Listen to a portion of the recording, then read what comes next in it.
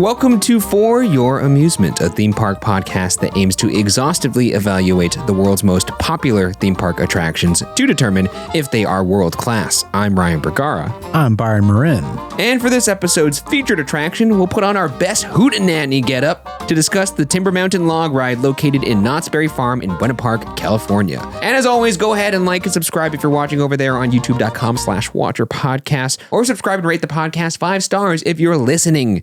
And hey, tell a friend about the show. It helps us keep making this madness that we call For Your Amusement over here. Today we're covering the Timber Mountain log ride, one of my favorite rides, one of my favorite theme parks just in general. So this is a SoCal classic. However, I don't think many people outside of SoCal know about this ride. No, you're probably right. And speaking of theme parks that people probably don't know, at least I didn't really know too much about this park. This is something we're doing a little new this episode. I actually had the pleasure of going over to Alton Towers recently.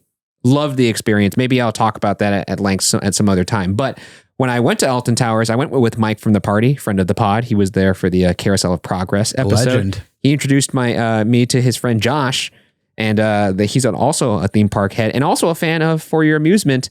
And we actually, at the end, I enjoyed my time so much at the end of the day at the theme park, I tried to get merch for Alton Towers, and there was a line for the merch shop, which I'd never seen before. And all three of us were like, this is way too long because it was going to take forever. So we just left. And Josh, being the nice guy he is, he sent me merch. So I feel like we got to unbox this on the podcast. So thank you, Josh. Also, you could follow him on Instagram at Joshua ARR Luke. Put that on screen. But thank you for sending this over, Josh. Any log rides over at Alton Towers, by the way? No, but Josh had mentioned that he wants to go to Knott's Berry Farm. It's one of his bucket list parks, which delighted to hear that. Because you never know what your backyard theme park, your regional theme park, if you will, Knott's Berry Farm. I think it's a world-class theme park, but I'm biased. I've been going since I was a wee boy. But to hear somebody all the way over the pond be like, I got to get my ass over to Knott's Berry Farm, that really delighted me. And if he ever comes down, we'll have to go with him. But let's unbox some of the stuff he sent here. This is a great thing to do on a podcast, right? Unboxing. You can't see it, but for those of you watching over on youtube.com/watcherpodcasts, you're being treated. But I will explain what I'm opening a massive fucking envelope right now. This thing is huge. One of the biggest envelopes I've ever seen. Well, I had to travel many miles to keep it safe. It says fragile, handle with care. Okay. Oh, I think this is... So this is actually a poster made by Josh, and you can actually see his Instagram tag right there. Once again, we'll put that on screen. Thank you for sending this, Josh. This is for the Cursed Alton Manor. That's like their version of Haunted Mansion. It's not it's not in the Disney universe, but it's of the same ilk, and they really go for it. And there's some really, really cool things that they do in the pre-show. And the queue, everything is fantastic. Everything is just immaculately themed over there in Alton Towers. I can't wait for you to go, Byron, so we could cover some rides. Love to, yeah. I've heard about the roller coasters a lot, but I didn't know that they had a pretty strong dark ride game as well. Oh, so dude, that's news to me. I am excited. I'd love to go to that side of the pond. Well, it opened my eyes up to what regional theme parks could be, because I've gone to a lot of I've gone to the Disney parks, I've gone to Universal, I've gone to a couple regional theme parks, but nothing overseas. That was regional. So it makes me excited to try other things. Like I heard in Germany, what's it called? Well, they got Phantasialand? Yeah, Phantasialand is supposed to be fantastic. And then right now I'm going to open up one last box here from Josh, and then we'll get on with the show. So hang in there if you're here for a Timber Mountain log ride. I just figure one regional park, maybe you could give a little hat tip to another regional park. This would be the episode to do it. And also, this just came in the mail and I couldn't resist. So... maybe, you know what? Maybe if this doesn't make it in the episode, we'll put it on on social. I don't know. I'm trying not to rip apart this thing like a wild animal, but I feel like a kid on Christmas morning right now. Oh, hell yeah. Okay. So we have a couple of things here. Take out. Oh, yes. Okay, I'm going to wear this hat the next time. All right, here's a note in I think Kez might be Josh's girlfriend. So thank you, Kez, as well. Hey, Ryan, hope you enjoy the cap. I've thrown a few extra goodies in for you. I've also sent you a couple of prints I made in a separate parcel. keep up the content, and we wish Watcher all the best. Long live Watcher from Josh and Kez. Thank you very much, guys. And this was actually what I was going to the merch shop for. I wanted to get an Alton Towers hat, but the line was enormous. So, and I was going to try and buy one online. And I don't know how he knew that they don't really sell these online. You have to be there in person. So I was, really sad about it. And man, thank you so much. This is awesome. I owe you one when you come down for, oh, look, it's a Nemesis. He gave me a Nemesis coaster too. A coaster for a coaster. Oh my God. And look at the Alton Towers hat. This is really good stuff here. And then a park map. We might have to display this. This is really good. I do want to put the hat up there on the shelf, but I selfishly also don't because I want to wear it. So I know I'll figure out what to do with it later. But thank you very much, Josh. This is very thoughtful of you. Anyways, I guess let's move on to the ride. Timber Mountain Log Ride. Byron, why are we talking about this here? We had to pick something. We wanted to do something a little different this time. A glowing review of passion. Like, well, you know what? We needed to film an episode, this was it. You know what? This is a very historic ride. It is. I think many could argue that perhaps more popular attractions that have come down the line since Timber Mountain Log Ride, perhaps a little more world famous, may have been inspired by this ride. You mean maybe one that might be right down the road? Yeah, one that might be reopening in a few months. Well, actually next month for Magic Kingdom. Yeah, they get everything. Us maybe at the end of August or something like that. I hope it's in the end of August. That'd be really foolish for them to open this up in like Christmas, Tiana's Bayou Adventure. We're not here to talk about Tiana's Bayou Adventure. Enough about Tiana. Enough about Splash Mountain. We're here to talk about Timber Mountain Log Ride. That's right. And I think it's nice once in a while to kind of deviate from the kind of the big mainstream fare. Not everyone around the country or around the globe for that matter has, let's say like a Disney caliber. Yeah. Something with this, all the bells and whistles are all like the big, all the money thrown at it. But luckily for most people, they are a drive away from some sort of, regional form of entertainment. Whether that's like a Knoebels out there in Alton Towers. Yes, correct. That is a local favorite and provides a lot of value to people's days and perhaps lives, and a place for people to, get outside and make some memories with each other. It also shows that like regional parks could punch way above their weight class, and there's a charm to them, and they should be also appreciated. I know they may not drive in the clicks, as they say in the biz, but we're hopeful that we could cover more of these low-key attractions for you guys. So appreciate you guys tuning in and watching and supporting the content that's not for, Space Mountain or something, or, no, I am excited for Tiana's Bayou Adventure. I do want to say that. But anyways. Do you think this was a strong intro to this episode? I do think it's a strong intro, Matt. And here's why. Because people are probably going, Timber Mountain Log Ride, what's that?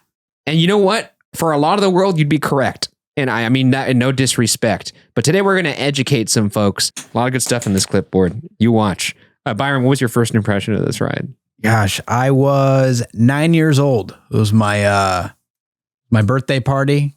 I'd nice. Never been to Knott's Berry Farm. You invite your crush? I did not invite my crush. I was not that cool. I invite a few friends. The reason why I bring that up is because Knott's Berry Farm is very much just like, it was the more affordable park that was, close to everyone that was in the greater Los Angeles area. And this is the park that people could go to with like your pals. However, I had gone to Disneyland many times before that. Fair enough. Before my 9th birthday. But I had a hankering to try Ghost Rider.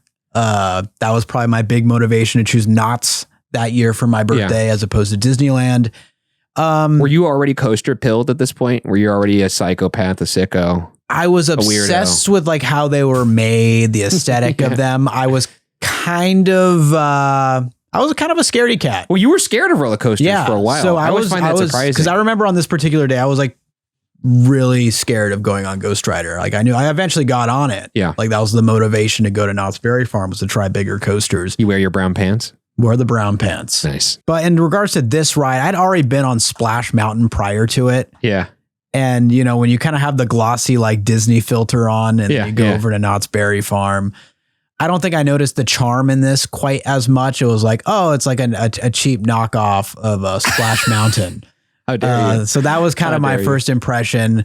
Ignorant. I do recall being impressed by the pacing, though. Oh yeah, this thing. I'm like, this thing's really whipping around. Yeah. I didn't understand the history at the time, though, so I still enjoyed it, though. I do remember being pleased with the ride, just thinking, okay, like Knott's is definitely a different vibe than Disneyland. Yeah, for sure. I think it's harder for a 9-year-old to really understand that.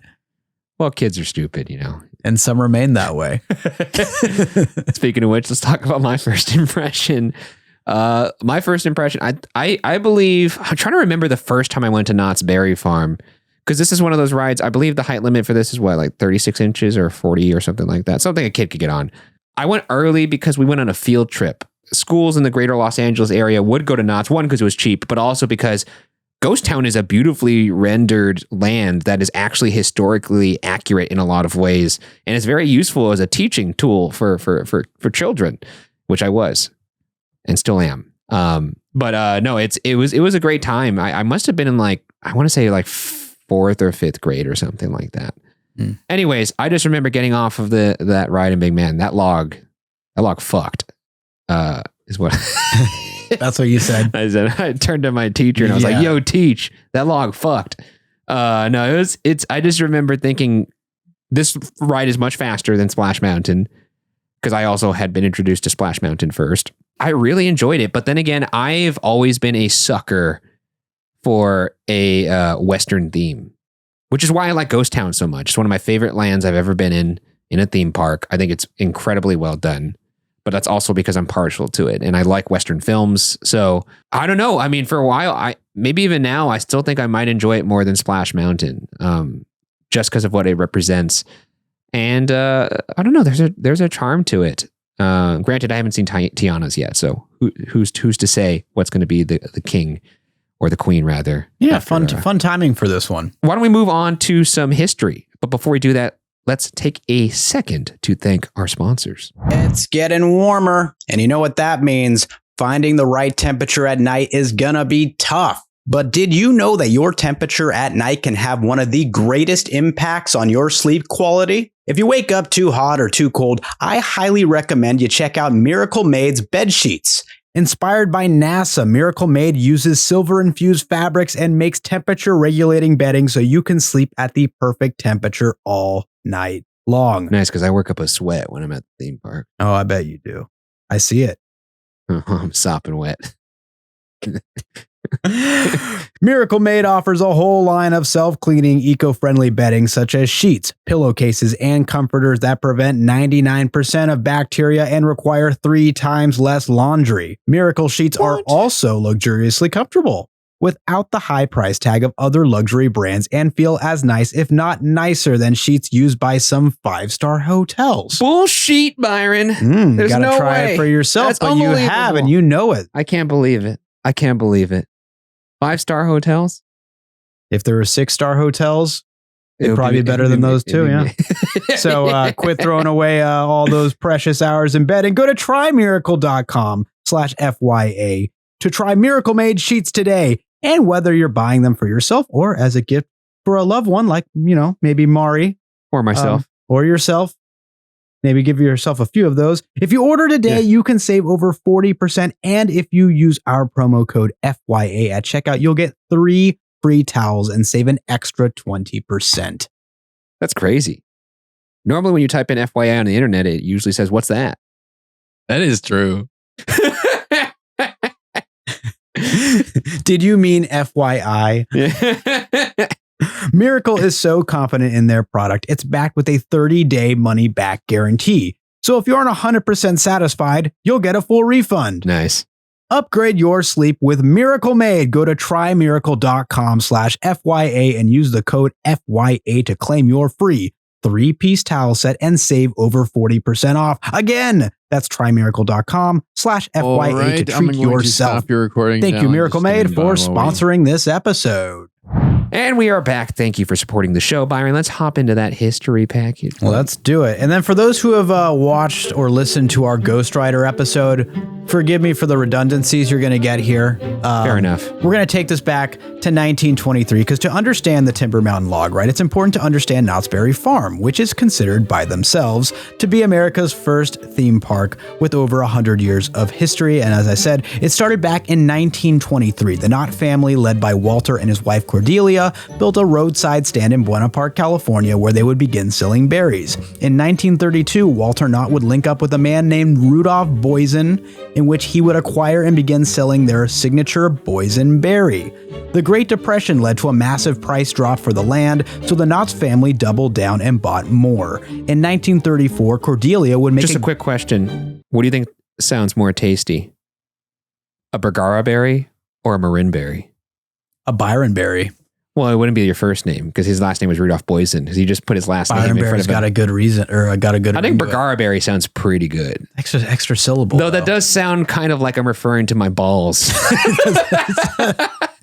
You want to taste my Bergara berries? They're like, nah, dude, I'm good. Nom nom nom nom. Yeah, because a Ryan berry doesn't sound great. Anyways, I think I win that one. But you could chime off in the comments which berry sounds more tasty, Bergara berry or a Marin berry. Marin berry actually sounds legit though, because a Marion berry is a thing. Sounds like it could be classy. Where does a boysenberry fall in your rankings? In the berry rankings, is it even top 3? I'll put it in the top 3. It's number 1 for me. I put it as Number 1. as of just Actually, no, just strawberries number 1. You're This is number 2. not counting like any sort of jam or anything. Just eating a berry on Just its eating own. a berry raw. This raw dog in the berry. I still might put a strawberry over it. I think I have a strawberry 1 and boysenberry 2. There we go. Fair enough.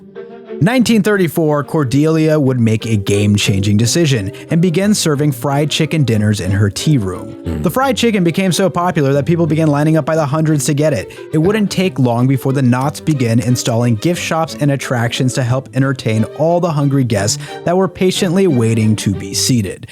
I mean, this goes for without saying for anyone who's like been to Knott's and tried the chicken dinner. It is quite an experience. It is fantastic. I don't know if we ever leaned into that on the Ghost Rider episode. I don't think we did. But No. it is.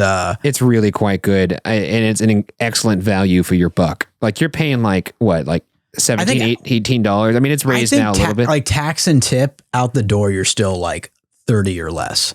But you're getting Oh, the you're equivalent getting of like 4 meals for one person. An absolute feast. You could probably split that dinner with somebody and still be full. Because I know because every time I do have this, and it's like maybe like once a year, maybe twice a year. Yeah. I always forget at least one of the things they serve. And I'm like, oh fuck, I forgot they give you the chicken noodle soup. Well, because it's a chicken dinner. You get your chicken, you get your mashed potatoes, you get your It's an absurd amount of chicken. you get your chicken noodle soup, you get your salad, you get basically a ton of biscuits. Yeah. A bounty of biscuits. And then if you're there for dinner, they offer you a slice. And they offer you a slice of free pie as well. It's an insane amount of food. It's so good and worthy of the chicken being so damn good that they made a theme park around it. Yeah. People had to wait forever to get seated. So the plot of land behind the expanding tea room would transform into Ghost Town, an old Western theme area with real artifacts brought in from Arizona. In 1960, an industry game changer would open inside Ghost Town, and that is the Calico Mine Ride. I'm not going to dive too deep into that history because there is a chance that we will cover that. We're going to plunder that attraction somewhere else down the road because that's another classic. I can't wait. Designed by miniature train engineer and soon-to-be industry legend Bud Hurlbut, the Calico Mine Ride would immediately raise the bar in regards to what a themed dark ride could be. It's important to note that Walt Disney became friends with Bud long before the opening of the Calico Mine Ride due to their shared obsession with trains. And although Disneyland opened 5 years prior to the Calico Mine Ride, world-renowned dark rides such as Pirates of the Caribbean and Haunted Mansion were many years away. This, combined with Walt's admiration for Bud's work on Calico Mine Ride, have led many to speculate and assume that Disney was heavily influenced by this attraction. But because this particular dark ride is not the attraction of focus today, I will save most of that history for perhaps another time. What's worth keeping in mind for this episode is that the Calico Mine Ride took riders back into the age of the gold rush, a rich piece of California history that Bud felt the desire to expand on. This led Hurlbut to explore the lumber industry, which grew rapidly during the gold rush due to the inflated demand for building materials at the time. Bud would team up with his father, Ray Hurlbut, to come up with an attraction that could properly immerse guests into the life of a lumberjack. In order to best simulate the thrills endured by the old lumberjacks who resorted to using flumes to transport their logs, the Hurlbuts envisioned this attraction to be, of course, a roller coaster. How do you transport your logs, Byron? A good cup or two of coffee. Nice. Very good. Very good. Yeah, I actually have this in my fun facts that a lot of folks back in the gold rush days made more money on lumber than they did on gold because there was such a demand for both. And the building materials were so scarce. Lumber's not quite as sexy when you go into your history books as gold rush. I just love the idea that a log flume ride came off of like the actual real world necessity of the invention. Like in the sense of these logs were way too big for them to transport. The only way they could do that was by putting the logs in a river and just straight up like riding with them. And just a hilarious idea. Like, what if we just made this into a fucking ride? Like we just cut a hole in the log. We sat in it. That's edutainment. The most human idea ever. It's amazing. But in regards to this ride, they envisioned it being a roller coaster at first, which would have its track positioned inside a trough to give off the illusion of traversing a proper flume. Pretty good idea, honestly. I saw that and I was like, that's kind of cool. I kind of wish they would have done a version of this as well. Like, why not just have two logs? I don't know. I find it kind of surprising that they wouldn't have started with, I guess because, well, once again, this is the first. So I'm just kind of surprised they wouldn't think, oh, like, they float on water. That was the method of transporting these logs. Like, let's start with that. Yeah. I wonder if they even knew I wonder if they thought it was even realistic to do that though at the time. I mean, it's a pretty wacky idea. I mean, this is not an idea that sounds fully cooked. Like if I told you, Byron, what if we made a ride where I put you in a log, I cut a hole in it and we put you down, we toss you down a river. It sounds like an idea pitched by a drunk man. Trust me, there won't be any leaks. Yeah, exactly. Yeah, source, trust me, bro. It will send you down a waterfall. Just put on this helmet. So in regards to this roller coaster, when this idea was brought to the big guy, Walter Knott, he wasn't interested. Bud Hurlbut had to go back to the drawing board and come up with something different. Bud would team up with his buddies Ed Morgan and Carl Bacon of the legendary amusement ride manufacturing company Aero Development, which results in 3 of them building out a model for a log flume ride. For those unfamiliar with Aero Development, they manufactured the Matterhorn, yes, which we talked about. Their last attraction was X, or what is now known as X2. That was actually the attraction that sent them into bankruptcy. They manufactured a lot of the rides. A lot of opening day attractions at Disneyland. They're like legends. Disneyland, the opening of it made them their careers essentially. Yeah, from pretzel dark rides to world-class roller coasters, they've really covered the spectrum. Yes. So they were involved in coming up with a model for this ride. When they show this model to Walter Knott, it is rejected once again. However, this time it isn't due to the unique ride system that was proposed as much as it was agreeing to financial terms. Regardless, Aero Development goes ahead with fine-tuning the highly innovative log ride system and takes it to Six Flags. El Aserradero, which translates to the sawmill, would open in 1963 at This is Six Flags over Texas? Six Flags over Texas. Nice. As the world's first modern-day log flume ride. The success of the ride system would motivate Bud Hurlbut to pitch the idea to Walter Knott once again and prove that the third time truly is a charm. Because on this particular pitch, Bud would emphasize to Mr. Knott the importance of theming and go as far as to take him through every single scene of the ride he had in mind. And finally, after an elongated period of negotiations between the Knott family and Hurlbut's amusement company, Bud finally got the green light. Yeah, he went, I guess he really went in depth in explaining it, like every scene down to the lighting and the sound cues. They basically like performed the ride for him in front of him. Also, another thing to note about the Knott family is they made almost all their decisions as a close-knit group, and they kind of like voted on it essentially. So I imagine Walter was excited about it, took it back to the family, had to pitch them to get excited about it, and then it got approved. There is, I mean, it would take forever to explain this. There are videos that exist that really go in depth of this back and forth between the Hurlbuts and the Knotts. Yeah. A lot of financial negotiations. There was disagreements in regards to like the percentage, because this is back when they're selling like tickets Yeah. for the rides. So so like probably- the percentage that Hurlbut would get, it gets really complicated. But hey, it eventually happens. It is important to note that even prior to getting the final go-ahead from the Knott family, Bud was out on the property taking measurements and moving forward with development. The confidence and persistence paid off, and in July of 1968, Knott's officially broke ground on the project. After nearly a year of construction and millions of dollars invested, the Calico Log Ride opened on July 11th of 1969, with Western film icon John Wayne and his son John Ethan being its first official riders. Now, unlike John Wayne, the average tourist would have to pay 75 cents for a ticket to ride when it first opened. One of those average tourists being Tony Baxter, who would eventually go on to design Splash Mountain. Oh, amazing. Holy shit. That's awesome. Wait. Did you have? No, I didn't have that. Because I like caught myself saying like, fuck, is that in your fun fact? It isn't. No, that's why I was like, whoa, I didn't know that. I guess that makes sense because he was a SoCal kid, right? That's right. And like one of his first jobs was at Disneyland serving ice cream. Yeah. And sorry if I stepped on you there, but no, Byron said Tony Baxter he went on the ride for 75 cents. Yeah, that is correct. Oh man. Yep, he was a paying customer at that time, and for those unfamiliar, would eventually go on to design Splash Mountain, Awesome. Which we are not talking about today. I believe there's actually. We'll have to dig for it. I think there's actually a photo of him on opening day, like leaning over and trying to like look and see how the lift system I see was working. I think that actually might exist. It's very clear that I'm in the picture because I'm about 2 feet higher standing on the rock looking at how these magical boats were going up to the top of that lift. When it comes to the Calico Log Ride, it would instantly become the most popular attraction at Knott's Berry Farm upon opening, and still remains one of the park's most popular attractions to this very day. By the mid-1970s, the attraction would adopt its current name, Timber Mountain Log Ride, which would remain relatively unchanged with the exception of Merry Farm and Scary Farm overlays. In January... I miss... They used to do... for Not Scary Farm, they would put scare actors. That's right. They don't do that in the anymore. log ride, and it was so good because the thing about this ride is it's really fast, but there are parts of this ride that are very, very dark. And what they would do is they would hide scare actors in there with flashlights.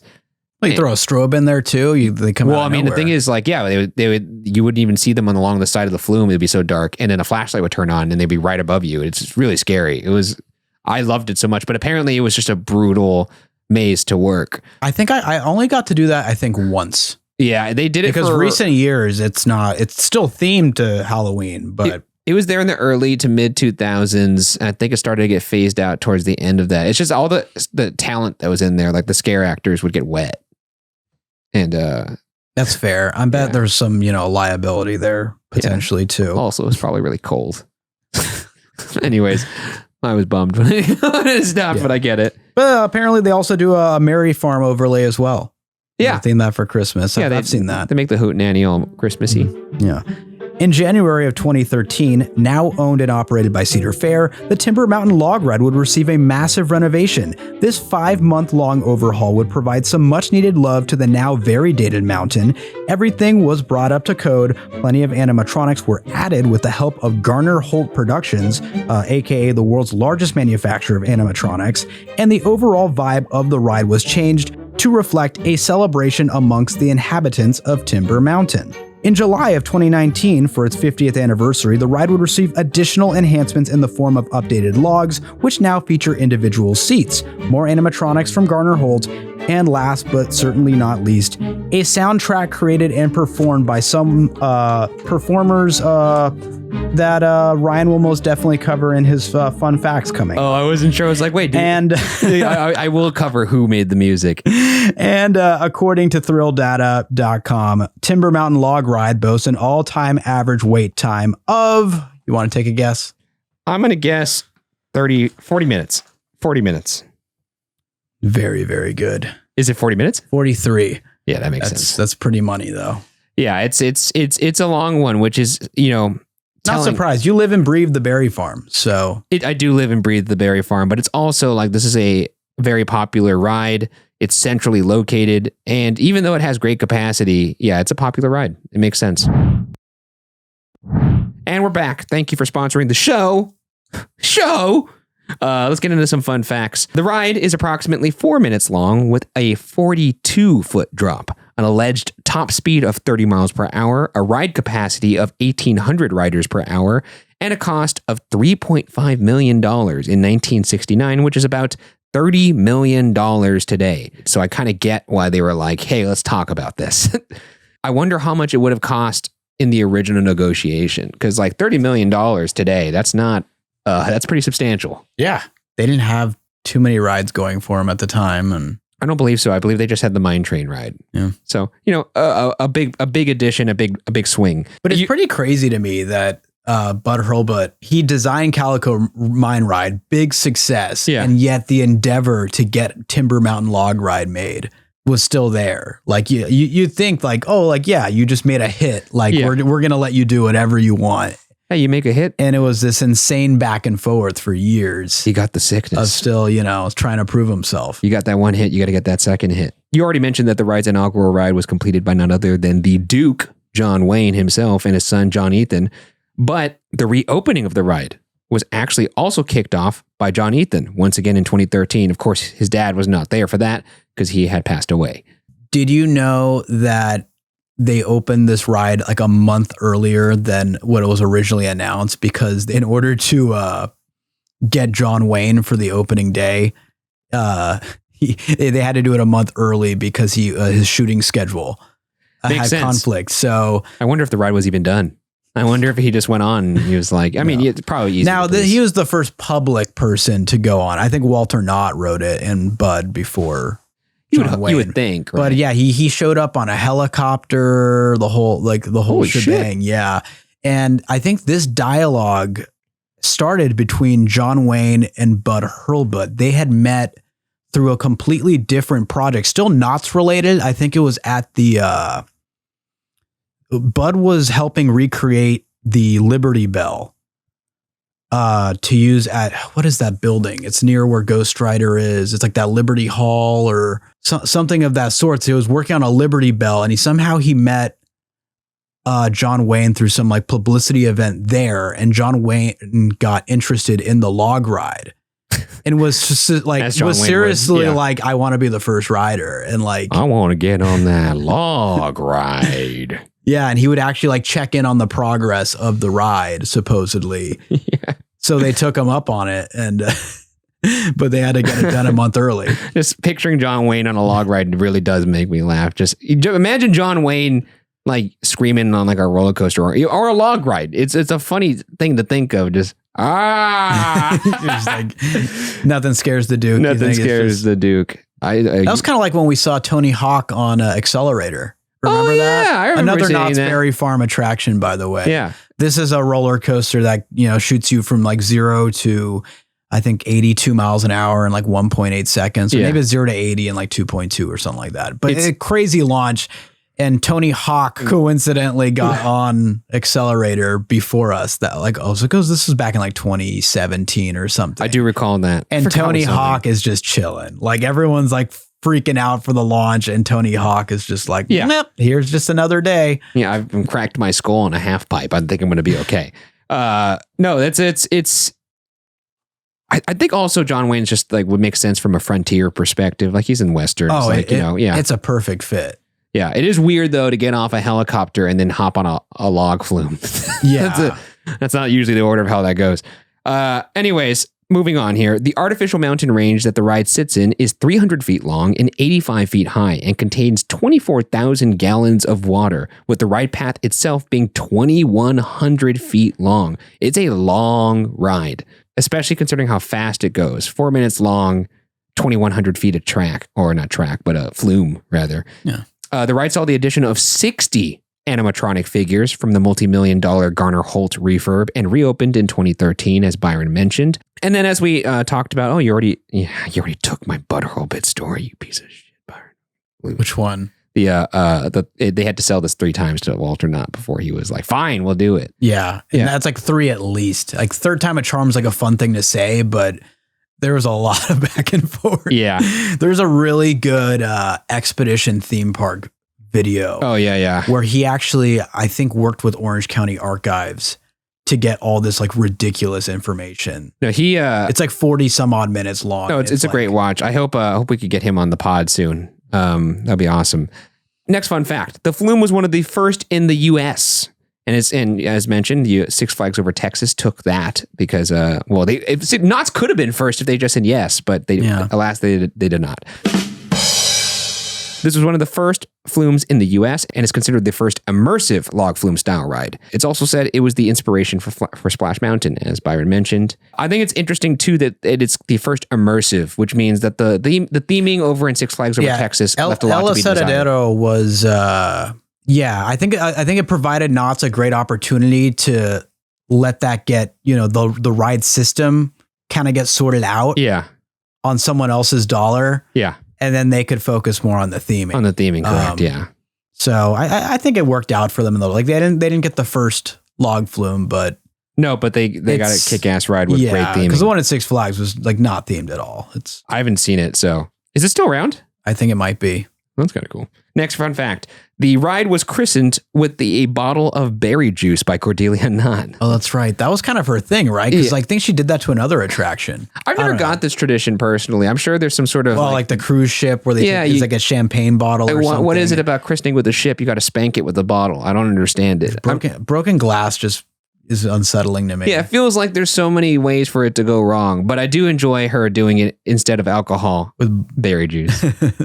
And if you're doing berry juice like I do, which that's what Knott's Berry Farm is, one of the main famous treats they have there is berry punch, something that you could only get there. I love it. They actually sell it in little bottles, but you get berry everything there. I get a berry punch with I fill a little bit of the cup up with 7-Up.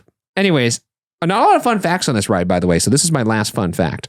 As of 2019, the ride has its own soundtrack developed by, as Byron mentioned, a very, very fun little group. Crazy Kirk and the Hillbillies. And if you're a Disneyland fan like I am, you will know them as Billy Hill and the Hillbillies. I've never been able to shout out these guys on this podcast, and I'm saying it right now. These guys fucking kick ass. I love them so much. I watched them all my life growing up over at the Golden Horseshoe at Disneyland. They put on a great show. Kirk Wall, who's the leader of that band, super nice guy. I've met him a couple of times. Honestly, one of my comedy idols. This guy is really, really gifted from a physical comedy perspective. I wish him well. He looks possessed sometimes. He makes some very interesting facial expressions while he's performing, but it's a great show. Go check out Crazy Kirk and the Hillbillies at Knott's Berry Farm. They perform occasionally. I think they're on like the weekends, I believe. Or if you're on the log ride, you're listening to them. But really, they're at their best live when you could see them physically perform because really funny. Highly recommend them. But yeah, fun way to do a safety video. Or not video, a song. Yeah. Just something to keep your hands and arms inside. That's the only part I could actually decipher. It's pretty good. Let's go ahead and move on to the good and the bad. But before we do that, let's once again thank our sponsors.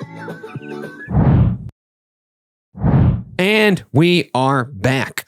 We're flying through this episode. Good for us. What are the good and bad things about the ride? Well, let's start with the good here. First good I have here, excellent exterior theming.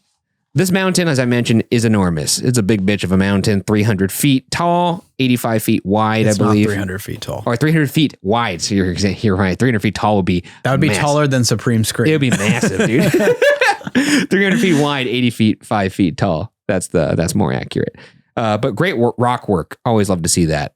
And also the rock work in the queue is fantastic as well. I know there's like a kind of, I don't want to call it a switchback because it's just like a giant, I guess line is what you would kind call of that. Walk through some cave. Yeah, you kind of walk along the perimeter of the ride, but there is an interior portion kinda that goes through some cave work and there's like a waterfall. It's really nice, especially on like a hot day. You can feel the mist of the waterfall. It's fantastic. And the next good I have here is once you get on the ride, I like that you immediately see a show scene. You're immediately right thrown into the action. It's packed with animatronics. They're all doing logging. I just like the idea of, I love when you see animatronics and they're doing a job.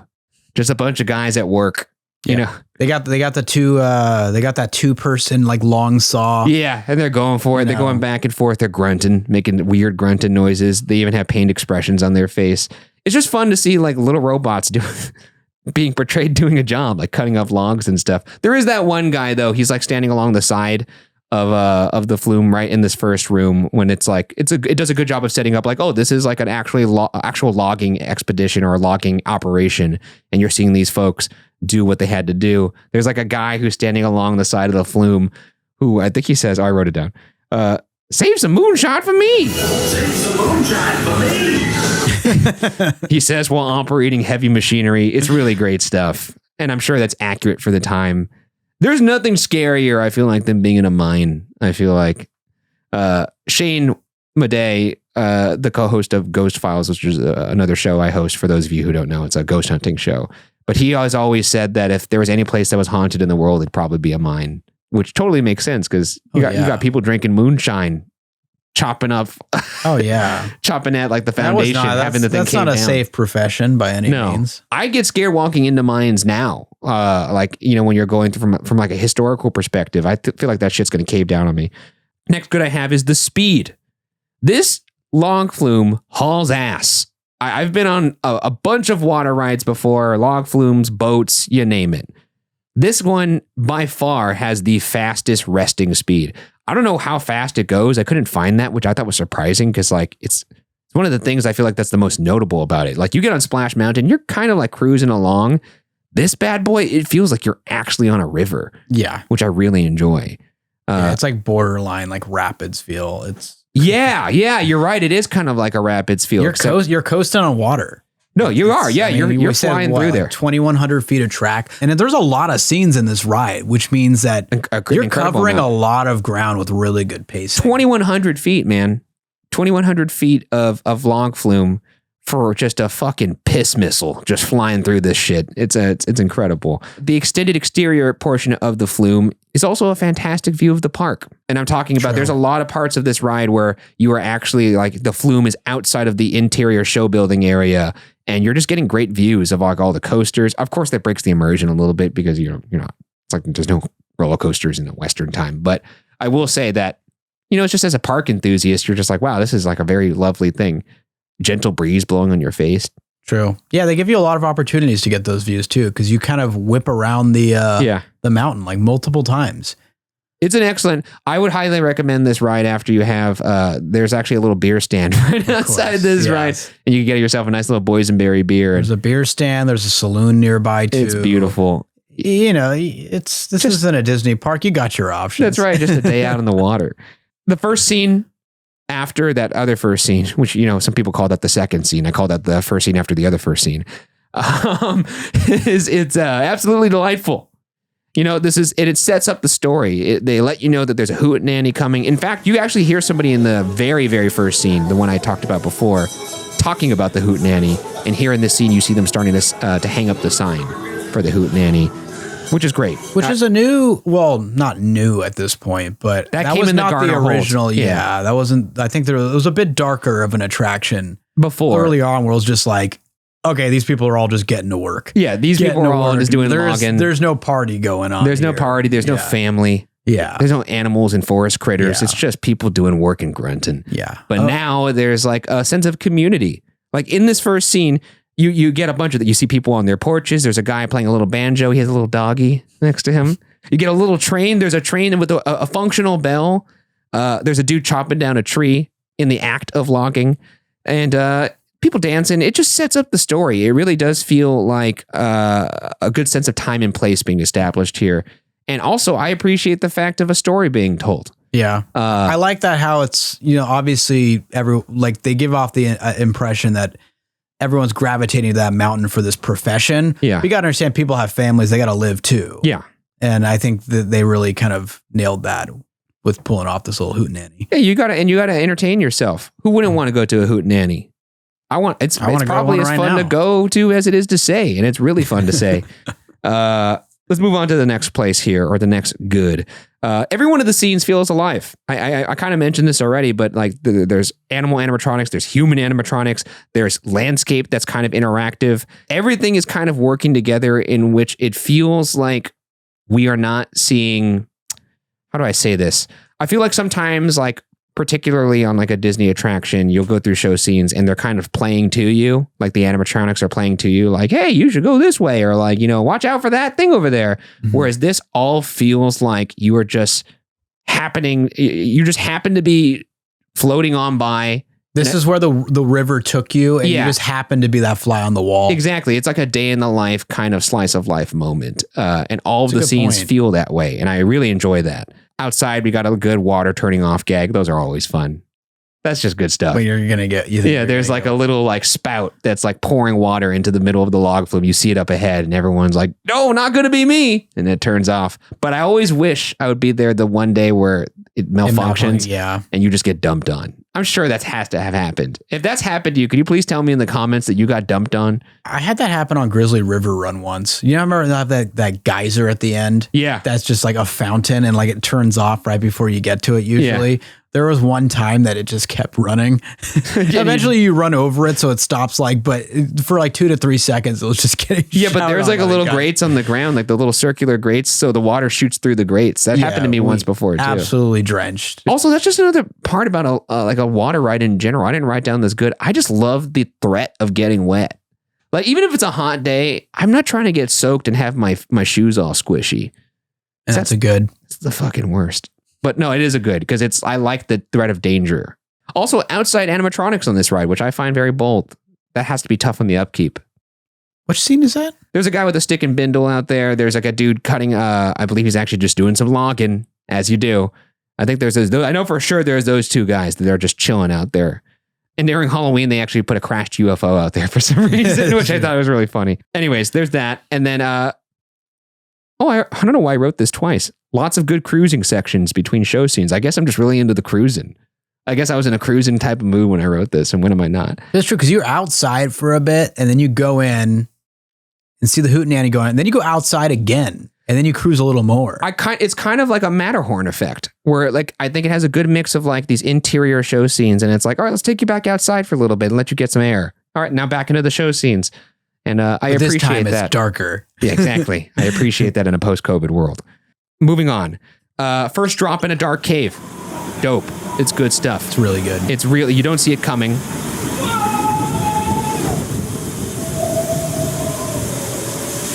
Kind of gets you by surprise almost every time. Also, I just love the rock work in this. Like you really buy the idea that you're in a cave in this particular portion. And because it's twisting you around so many little bends that you have no idea where you are at a certain point. You kind of give up. No, because it's so dark down there. And then you get to see like the waterfalls happening inside the cave. They're like beautifully lit with like blue light. There's a dude hanging on a rope. That's right. love an animatronic guy hanging on a rope. It's like, how'd he get up there? How'd they get that robot up there? And there's also, speaking of funny guys on a rope, there's just a bunch of funny characters and animatronics and moments in this ride. I want to talk about a couple of them. One of them, there's a guy, this is, I believe, the first scene after that drop.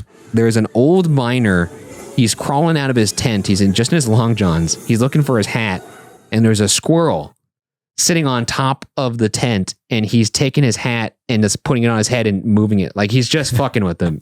And it's really funny. And he's distracted because he's looking at two raccoons who have stolen one of his items and they're playing tug of war over it. And then there's a skunk to the side of his tent who's just doing 360s. It's just a funny, goofy, like this ride in the Garner Holt refurb. It made the ride much more whimsical and goofy. Like they have these funny little scenes that have so much character. Yeah. And it really proves once again, like you don't need these A1000s. That's right. A1000s are the most advanced audio animatronics that there are out there right now. That's what Disney calls them. Not to be confused with the T1000, which is the most advanced Terminator.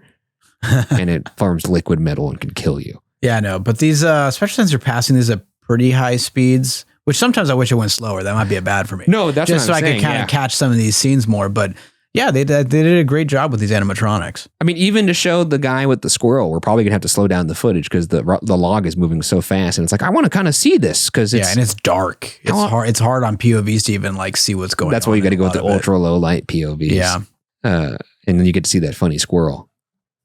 It's just Moving on here. Oh yeah. Oh, more characters. I completely forgot what I was talking about. I got so caught up on the funny squirrel.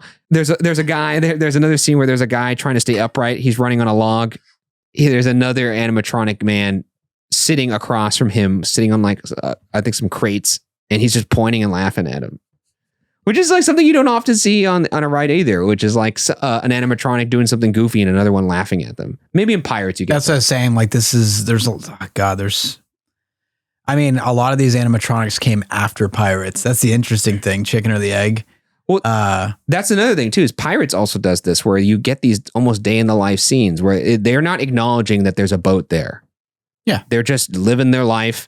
You get the feeling that these animatronics know each other, which of course they don't know each other. They're not real. They're robots. Well, that was some of the like writers, whether it was like Mark Davis or Exotencio, like talking with like Walt, about like one like, oh, like we don't, how are people gonna like decipher like what everyone's saying and stuff? And like Walt was like said something to the tune of, oh, it's like a cocktail party. Like every time you go, you have an opportunity to hear something else. Like you're just no, exactly. That's perfect. That's a perfect way to describe it. It's like that guy knew what he was talking about. That Walt Disney guy. Next good, that Hootenanny scene, it delivers. It's really, really fun. There's so much to look at. As I mentioned, there was already the guy trying to stay upright in the log. There's folks dancing.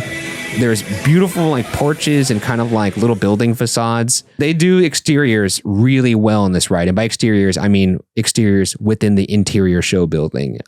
Beautiful lighting, really well done stuff. Just the fact that the theme allows for you to be passively experiencing a logging operation because the ride vehicle that you're sitting in is something that would have been existing in that world anyway. Yeah. It's like these logs were already floating down this river to get to different parts, different mills. And the fact that you just have the genius to be like, let's just put people inside of them and then keep them in that world. That's another reason why I like it a little more than Splash Mountain, because it all makes sense. There's nothing contrived about the setup. Everything is believable, even down to the drop. The drop happens because they're setting off dynamite, which is something they often did as well. So everything just kind of plays into the world. There's no part of it where you have to strain yourself to kind of like be like, does this actually make any sense? And I like that. And then you have the goofiness. You get to see, I keep going back to the squirrel in the hat, but it's a funny squirrel. This is a big one. The next good I have here is this is a legit original theme, not based on an IP with historical basis. And you really do not get this level of theming when it comes to a ride that is not based on an IP anymore. And I think that's really cool. It's a time capsule in a way, or it sends you back and it's like, hey, it suggests, hey, this is what you might have been stumbling upon back in the day. Exactly. I just, and I think that's sometimes the charm you get with like a regional park. And sometimes like a regional park like Knott's is actually quite good at the level of theming that it pulls off. And you get a world-class attraction. Well, maybe not yet. I don't know. We'll see. We'll see. I spoke and it's kind of neat that it piggybacked off Calico Mine Ride. Yeah. And it kind of wanted to continue that story. Yeah. There's a lot of love put into this. You can tell. No, for sure. I mean, and they showed that by, putting their money where their mouth is by putting in this Garner Holt refurb. The music, really funny, really good too. We already mentioned that. And also the last good I have here is it's a baller night ride. I know you don't typically get on water rides at night, but the lighting package for this is fantastic. And as I mentioned before, you don't want to get wet during the day. You really don't want to get wet during night. So it adds even more. Yet I feel like we do it every year at the Scary Farm. That's because I do like danger. It is my middle name. Don't look it up. Anyways, that does it for my goods. Do you have any goods that you want to throw in here? I think that just about covers it. Well, let's get into the bads then. The first bullet. The first bullet just says maybe a little too much cruising, LOL, which is funny because two of my good bullets were good cruising between scenes.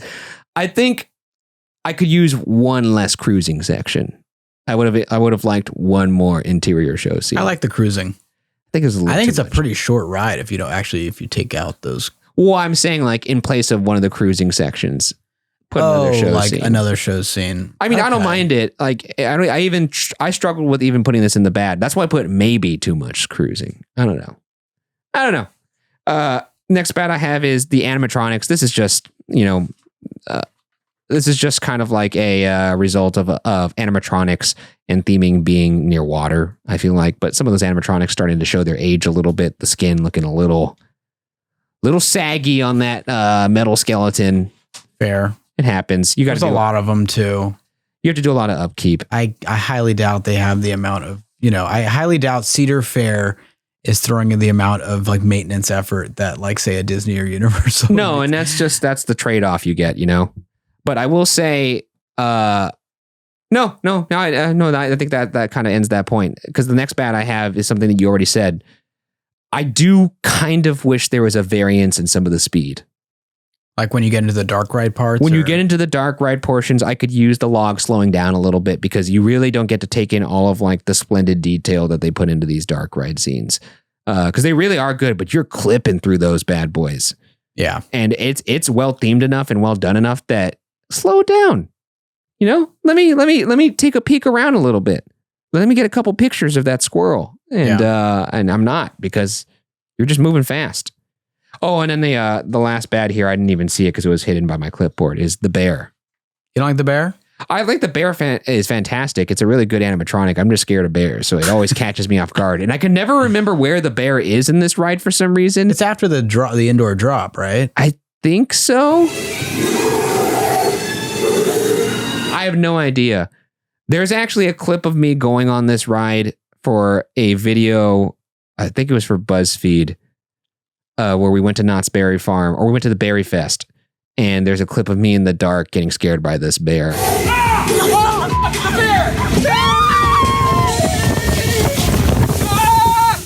And I think because I'm scared of it, I just can never remember when it's coming. And I'm always trying to anticipate when it's coming, and I can never figure it out. But bears scare the shit out of me. I think they're very scary, scary creatures. Yeah. Hate to drop a good in your bads, but this did remind me that I've been on this ride like a fair share of times, and I can never memorize the order. No, well, I think that's partly because you're going so goddamn fast. I always feel like I'm discovering new shit, or just don't know what's coming next. I never quite get the order down. I thought you were going at what's going to happen. I thought you were saying that like, I don't really know what's going on in this ride, and because it's too fast. But I think you're trying to say there's just so much to get lost in. Yeah, I'm never anticipating the this is the scene that's coming around this bend. Yeah. I'm always like I'm at a loss. Like, just keep hitting me with it. Yeah, I'm enjoying myself. I'm having a great time on this ride. And I can't stress enough how funny some of the faces are in some of these animatronics, because they got these folks doing like jobs. So like they have these ridiculous pained expressions on, and the sound effects. All I could think of just some dude in a booth doing grunting noises, just going, and it's really good. Anyways, that does it for the bad. I actually have no more nitpicks for this ride. I really do like this attraction quite a bit. Did we really even talk about the drop? The finale? Oh my God. That didn't even make it into my good. I was so caught up on the theming that I forgot there's a pretty badass drop on this. 42 feet, goes quite fast, 30 miles per hour, apparently. But it comes from the Dynamite Blast, and it's really fantastic.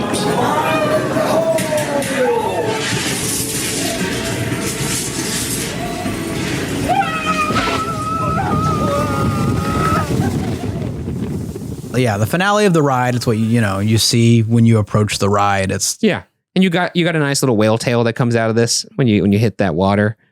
Mm-hmm. Nice little splashdown area. You're in the front row. You're probably getting wet. I always have stood by this. I actually think the person that's second gets more wet than the person that's first. I think it depends on how tall the person in the front is.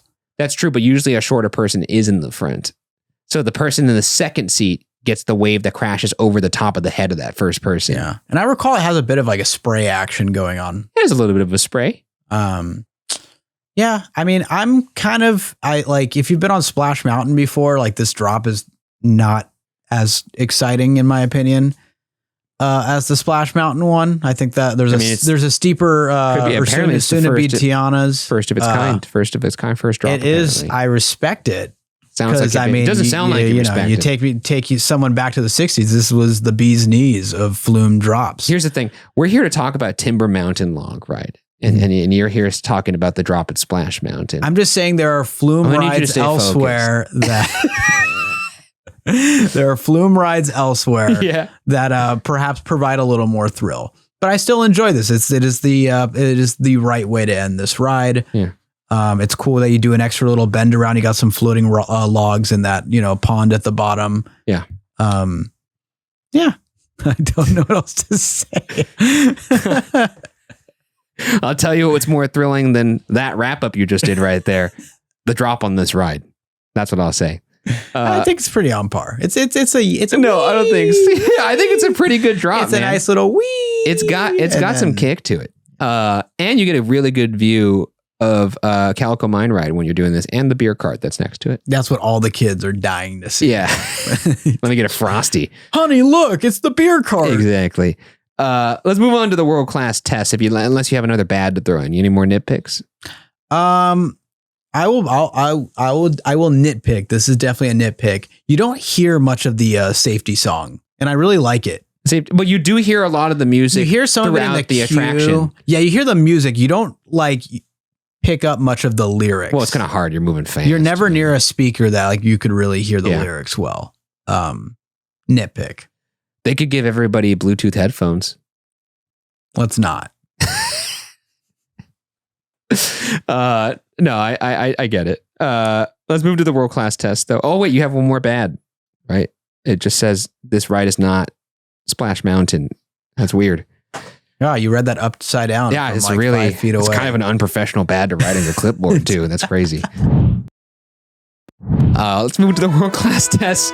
This is a rubric of 10 tests painstakingly devised by Byron and myself to determine if an attraction is world-class. To receive the highly coveted world-class pass, the attraction must pass 7 out of 10 tests, and a score of 6 out of 10 leaves the attraction up for debate for world-class pass standing. Anything lower than 6 out of 10 is an automatic fail. Moving into it, let's go. The average tourist test number 1. Would the average tourist have a hard time getting on this ride? Is there a long wait? Is there a complicated queue system? Pretty straightforward. I don't think it's easy to get on this ride, honestly. No, because the wait's usually quite long. But I mean, by long, we're talking like 45 minutes. Crowded day, it's over an hour. Often. Really? Like weekends? Oh, yeah, on a weekend. Yeah, that's true. I mean, that's going to be all the attractions in the park, though, is the thing. That's and I will say for the average tourist, I mean, this is one of the headliners for real. No, and I think there's not as many. The lineup isn't as vast as like a Disneyland or something like that. But frankly, there's not a lot of parks out there that have a lineup like Disneyland's in terms of just the number of attractions. So it's right there in the middle, like basically of the park. There's not as much spread. So yes, you see that drop, like you can't miss it. There's going to be a line, but there's going to be a line for almost every attraction at Knott's on a weekend. So I don't think that should be discounted against. We've passed rides with longer average wait times. Oh no, for sure. And I think this is a pass. It's pretty simple. You get in line, and they have fast lane if you want to buy fast lane, and that doesn't seem to come up the line too much. So yeah. This is a pass for me. Pass. 1-4-1. Test number 2, the Leslie Stahl test. Would you be willing to wait 60 minutes for this attraction if you've already been on it at least once? Or if everything in the park was 60, would you wait for this? I would not. I would not as well. And look, I love this ride, but if let's say everything in the park is 60, let's just do this thought exercise. There's already a couple attractions off the top of my head that I would get on before this. Ghost Rider, obviously. I'd wait 60 for Ghost Rider. Gosh, I would. God, would I wait 60 for Accelerator? I might. I don't know. I might. I know for a fact I'm waiting for Ghost Rider before this. For sure. And I'm upset that I had to wait 60 for this. Like, I love roller coasters, but like if you get Ghost Rider, like, do I prefer like Timber Mountain over like one of the supplementary like coasters? Silver Bullet or Accelerator or Supreme Scream? Yeah. Or Hang Time? I'm getting a longer ride with Timber Mountain Log Ride. It doesn't change my answer. No, it's still going to be a no for me. Yeah, it's a no for me. It just is what it is. Yeah. All right, that's 1 for 2. Moving on. Test number 3, the smartphone test. Does the queue of this ride have enough to keep you off of your phone? No, it doesn't have enough. I don't think so either. It's cool atmosphere, but there's really nothing else. Like if you're waiting in the queue. No, it's especially if you are in the extended amount of the queue and you're not in the rock work portion.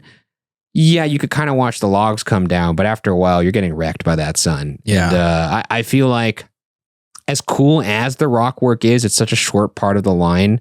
Granted, if this is like a 20-minute wait, it's beautiful. Because then you got like the mist of the waterfall. You're in the shade of the rock work. It's a nice vibe. But I'm still going to probably not have enough to keep me. Because there's no like other theming other than the rock work. There's not like interactive elements. Nothing new is unfolding. Nothing like no story elements happening. It's rocks. It's rocks. Ooh, rocks. And then 20 seconds later, you're on your phone. That's true. For the first 20 seconds, I'm like, wow, this looks like real rock. But as soon as you stop, I'm even like, oh, it feels like real rock. And the capacity is good for, 1,800 a regional park or, Knott's Berry Farm, or Cedar Fair owned park. Like, sure, capacity is decent for that. Yeah. But you're still not going to be like cruising through this queue. You're going to be sitting around for a bit. Yeah, and there's not a lot to distract and it's going to feel very stagnant. So that's a fail. All right, fail. 1 for 3. This is off to a rocky start. Yeah, it's got quite a mountain to climb.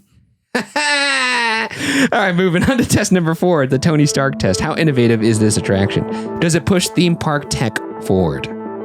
It might, because like it's the first immersive log flume ride. Yes.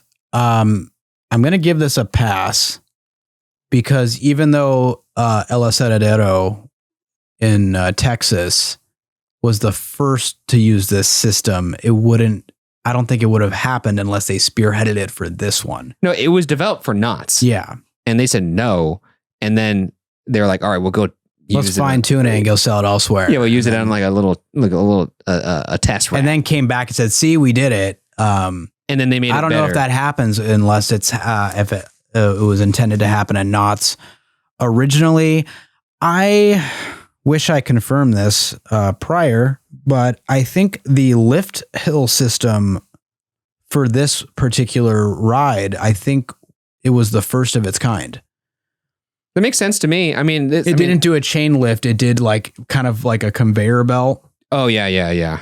Lift. Which you do feel. It kind of looks like you're getting on like a treadmill of sorts, And that actually might be one of my bads. I completely forgot about that. When you first go up that first like not chain lift, you go off the conveyor lift. Once the log fully hits, really spanks you in the ass. Yeah. it really, there's a significant bump that you feel that I don't particularly enjoy. But even without like the little technicality of like they did develop this for Knott's technically. And that eventually went to Splash Mountain, soon to be Tiana's. Yes. Well, I mean, I'm still saying that like it still was the first immersive log queue or log flume ride, first to have actual theming. Both of those things you see carried out in theme parks across the world. So I do think it pushed everything forward. I'm going to pass this. Pass. 2, 4, 4. Test number 5, the Hollywood test. Can this attraction be adapted for the silver screen? Does it have a comprehensible story? Not really. I mean, it has a comprehensible story, but I can see a film being made in this world. Yeah, but I don't think you can make a film off the idea that there's going to be a Hootenanny later. Yeah. You can't tell an entire film based off this guy getting fucked over by a squirrel. Yeah, exactly. I mean, I'd like to see it, at least a short film. But I mean, for the most part, these are all little vignettes. It's like we were saying, it's like a day in the life. Granted, Pirates doesn't really have a discernible story, but they did make that into a film. I don't think the resources at Knott's disposal are the same as at Disney when it comes to making a film. So I think at its face value, it oh my God, I really don't think that's going to pass this one either.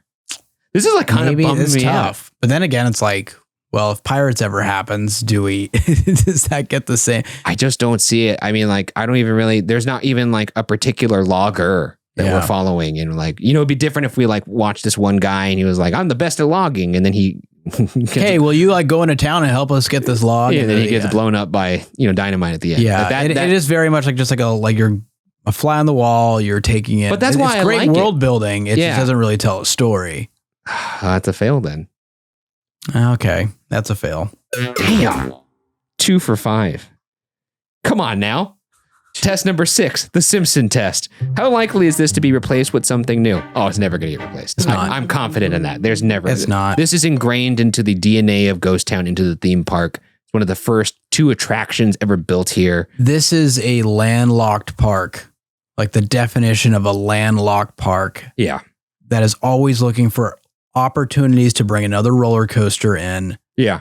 Or find some way to make space for stuff. And any chance they've had to do that here, they've just doubled down and done the renovations, added animatronics, kept it up to code.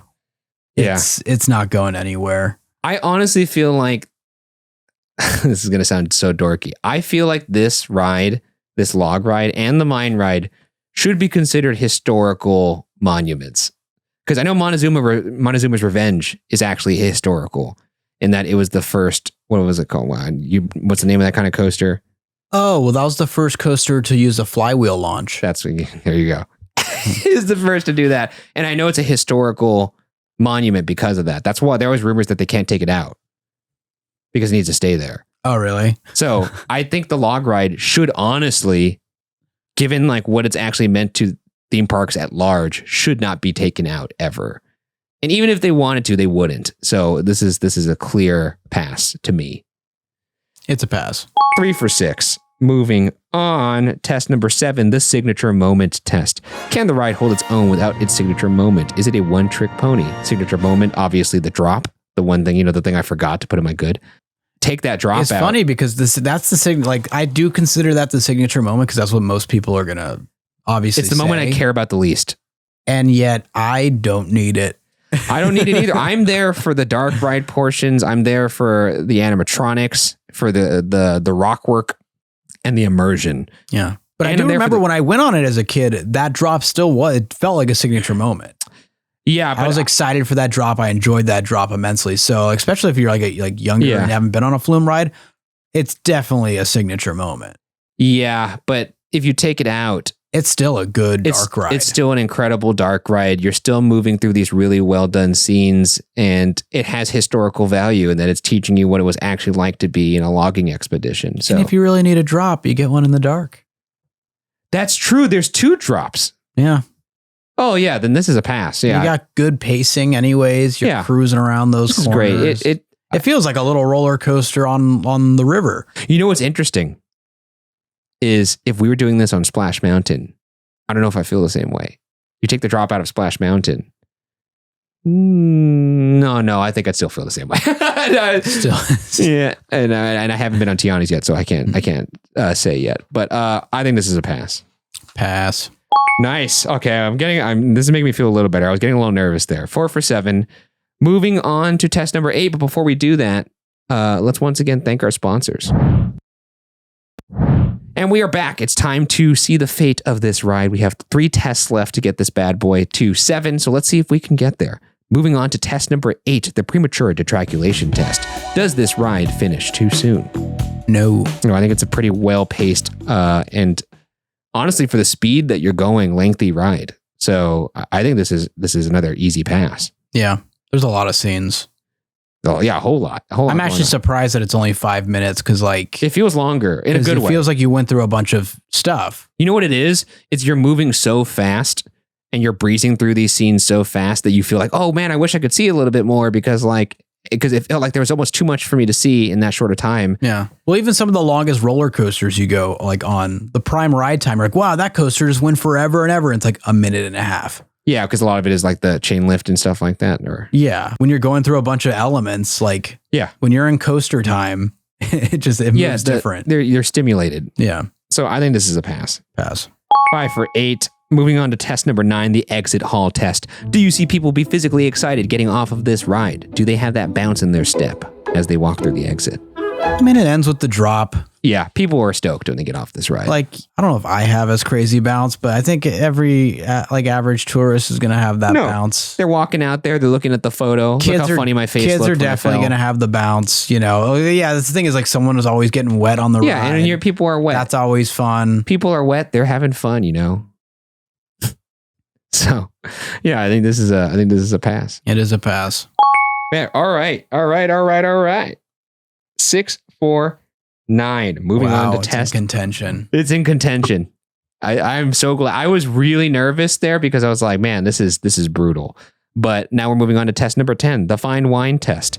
How has this ride aged? Has it aged well? Has your opinion of the attraction appreciated or depreciated since your first experience? Or if it's a new ride, do you believe it will age well? Yeah. I honestly think the ride has gotten better and better over the years. No, and they've honestly done a decent job at refurbing it when they can. And obviously there was the big refurb that we talked about. That's all the addition of 60 animatronic, figures. So I feel like it has gotten better. They keep putting love into this ride.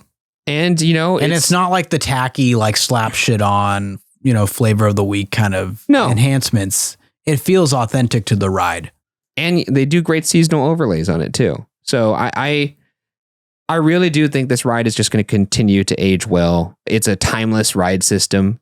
There's nothing more kind of like classic than a log flume. There's just something about it that's very nostalgic. Yeah, I think this is a pass. Yeah, definitely. I think, and now I'm going like through like the past few times I've been on it. I seem to enjoy this ride like a little bit more every single time. I'm also excited to get on it every time I'm in line. I kind of wish I was on it right now. I was like, damn, it sounds really fun. I think recently we went and it was down for like a little refurb or something. It just reopened. And they had it. I saw it reopened and I've been jonesing to go back. Yeah.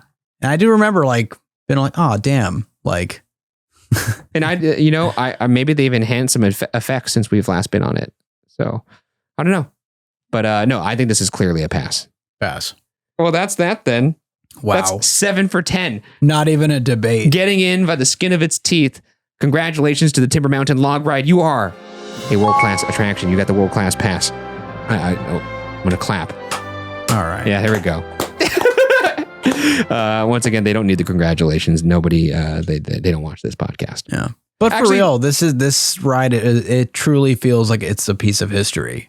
Knott's is a piece of history, and this is kind of like quintessential Knott's. Yeah, a community favorite too. I mean, Knott's, you go to Knott's and you get this sense of community, you know. Also, when we went to the Boysenberry Fest recently and this ride was closed, there was like a palpable sense of like sadness in our group that we went with. We were like, oh, damn, that's a huge bummer. Yeah. I was like really looking forward to getting on that log ride.